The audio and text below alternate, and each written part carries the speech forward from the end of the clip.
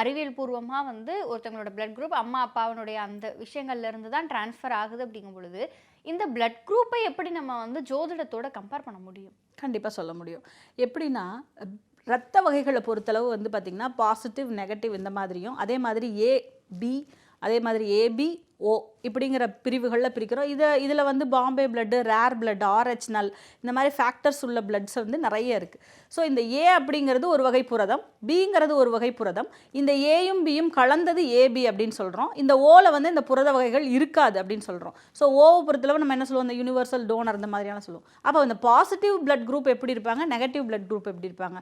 அவங்கக்கிட்ட இப்போ பொதுவாகவே இந்த ஏவை எடுத்துக்கிட்டிங்கன்னா ஆதிக்க வகைன்னு சொல்லுவோம். ஆதிக்க வகைனா நீங்கள் ஒரு ஆஃபீஸில் ரொம்ப ஹையர் எண்டில் இருக்கிறவங்க, இயற்கையாகவே வந்து அதிகமாக சிந்தித்து நிறைய விஷயங்களை சாதிக்க முடிந்தவர்கள், இவங்க எல்லாத்துக்குமே இந்த ஏபி இந்த மாதிரியான விஷயங்கள் இயல்பாக அமைஞ்சிரும் அவங்க பிளட் குரூப்.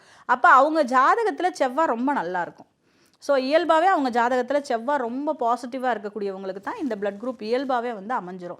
ஓவை பொறுத்தளவு ஓ பாசிட்டிவுமே வந்து ஒரு நல்ல ஸ்பீடப்பான ஒரு பிளட் குரூப் பர்சனாலிட்டி தான்.